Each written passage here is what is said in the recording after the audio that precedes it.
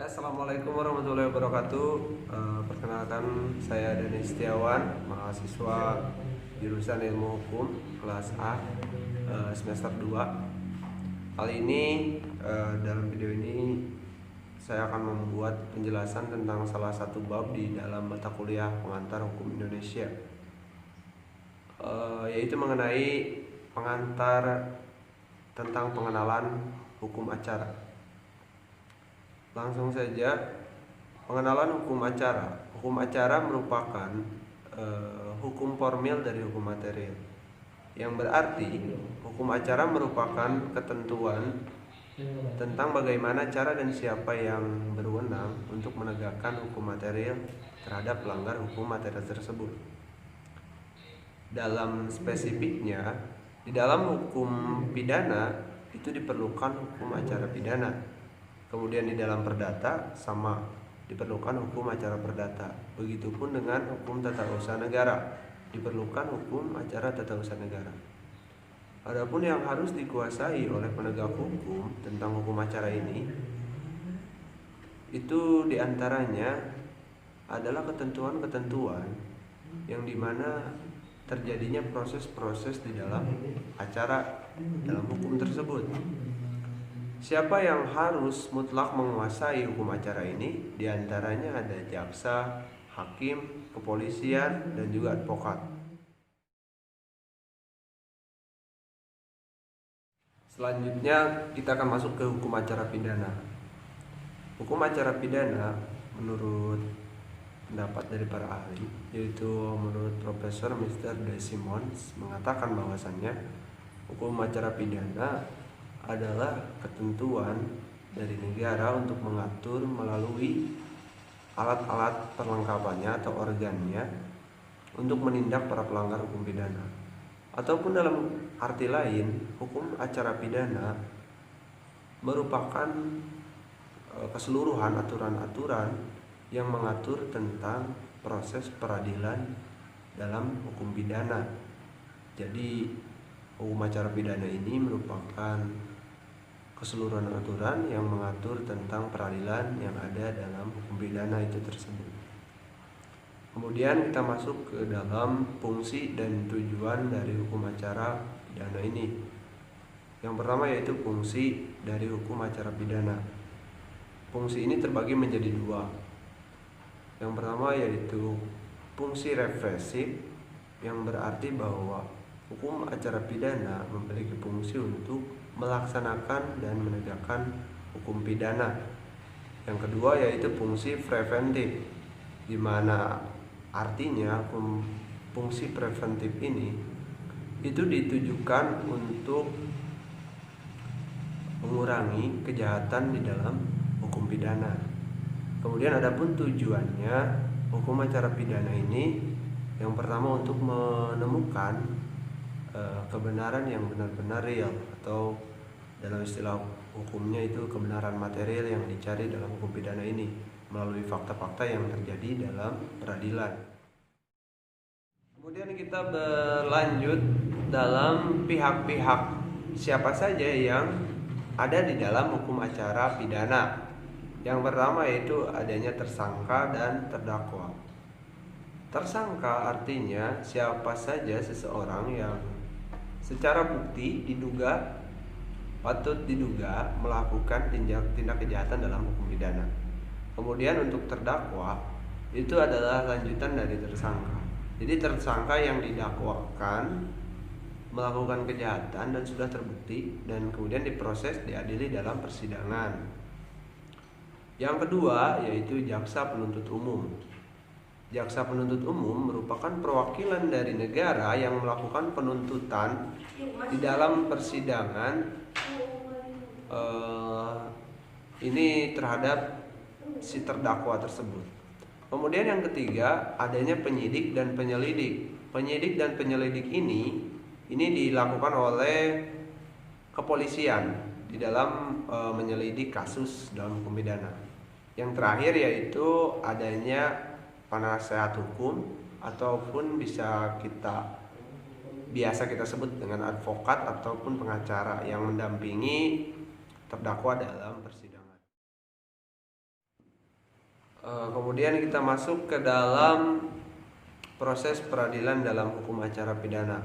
Yang pertama yaitu adanya pemeriksaan pendahuluan, di mana ini artinya pemeriksaan ini dilakukan oleh penyidik untuk sebagai lembaga yang berwenang melakukan penyidikan di tahap pertama, yaitu pemeriksaan pendahuluan. Yang kedua, pemeriksaan di dalam persidangan. Pemeriksaan ini dilakukan setelah jaksa penuntut umum menyerahkan berkas perkara kepada hakim dan dimohonkan untuk dilakukan pemeriksaan dan putusan hakim. Kemudian selanjutnya yang terakhir yaitu dilakukanlah putusan pidana oleh hakim atas bukti-bukti yang telah ada, kemudian dilakukan putusan pidana oleh hakim. Kemudian setelah itu kita akan membahas asas-asas apa saja yang ada dalam hukum acara pidana. Saya akan memberi contoh beberapa asas yang ada dalam hukum acara pidana. Yang pertama yaitu adanya asas peradilan cepat, di mana asas ini menekankan bahwa peradilan harus dilakukan untuk waktu yang cepat, biaya yang murah untuk mengefisiensikan waktu dan perkara cepat untuk diadili. Yang kedua yaitu asas praduga tak bersalah, di mana asas ini menyebutkan bahwa semua orang di dalam peradilan itu disangkakan belum terbukti bersalah sebelum adanya putusan hakim yang mengikat. Artinya harus final dulu dalam putusan hakim baru bisa dikatakan bersalah. Kemudian yang ketiga yaitu asas legalitas, di mana jaksa penuntut wajib melakukan penuntutan terhadap siapa saja yang sudah terbukti diduga dan ada dalam persidangan dalam pidana.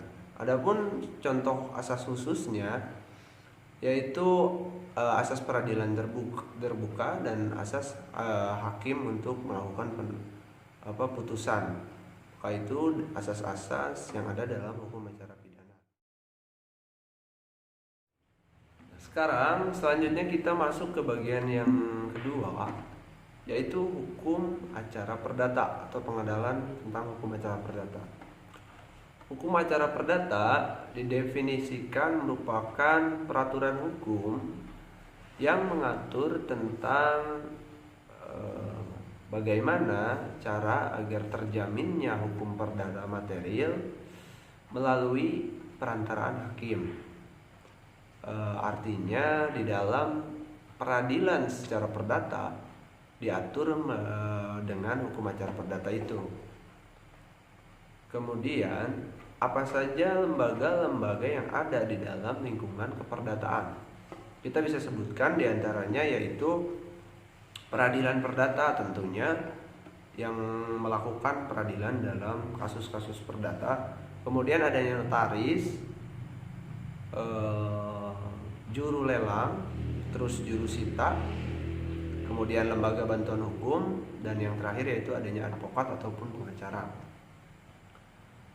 Kita beralih lagi ke dalam sumber-sumber dari hukum acara perdata ini. Ini terbagi menjadi 3 dalam reglemen. Yang pertama itu reglemen ini, atau dalam hukum acara perdata ini ada reglemen. Yang pertama itu reglemen untuk bangsa Eropa yang ada di dalam lingkup Jawa dan Madura. Kemudian yang kedua atau reglemen atau peraturan yang mengatur tentang golongan bumi putra. Kemudian yang reglemen yang terakhir yaitu reglemen untuk orang-orang yang di luar dari Jawa dan Madura. Nah, setelah RIB atau reglemen ini tidak mampu untuk menuntaskan sebuah kasus dalam perdata, maka digunakanlah peraturan HIR menurut ketentuan yang ada di dalam hukum acara perdata tersebut.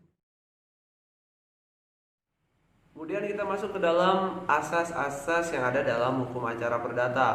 Yang pertama yaitu hakim bersifat menunggu, yang artinya inisiatif datang dari siapa yang membutuhkan atau yang mempunyai kasus untuk diselesaikan di dalam peradilan. Kemudian hakim bersifat aktif. Ini artinya hakim harus aktif dalam mencari bukti-bukti untuk menyelesaikan sebuah perkara. Kemudian hakim yang ketiga yaitu hakim dilarang menolak perkara yang sudah masuk ke dalam persidangan dengan alasan apapun ataupun ketidakjelasan tentang perkara tersebut. Kemudian yang keempat yaitu asas persidangan yang terbuka. Kemudian yang kelima yaitu asas objektivitas, di mana hakim tidak boleh memihak kepada salah satu pihak. Selanjutnya, siapa saja sih yang ada di dalam hukum acara perdata ini? Selain dari orang-orang yang ada dalam peradilan, maka di dalam acara perdata ini ada tergugat dan penggugat, di mana tergugat dan penggugat ini dapat diwakilkan keberadaannya dalam persidangan kepada orang yang memenuhi syarat untuk diberikan surat kuasa.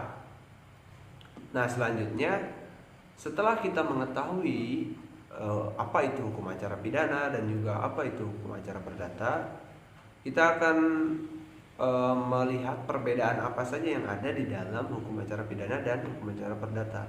Yang pertama yaitu perbedaan dari inisiatif atau kepentingan, yaitu di dalam hukum acara pidana yang memiliki kepentingan untuk menuntut yaitu jaksa penuntut umum. Namun dalam hukum acara perdata yang memiliki kepentingan untuk menuntut yaitu siapa yang memiliki kepentingan tersebut.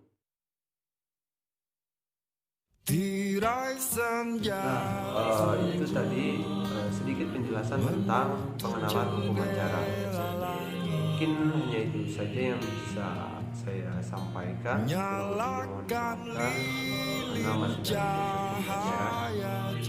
semoga informasi ini atau video ini memberikan manfaat yang luas dan kemaslahatan bagi siapa saja yang sempat melihat pasti. Terima kasih kepada dosen pengampu Neng Yani Nurayani yang telah melakukan bimbingan kepada kami selama semester 1 dan 2, dan juga kepada semua rekan-rekan yang telah mendukung dan selalu bersama di dalam perjuangan. Terima kasih. Cukup sekian dari saya.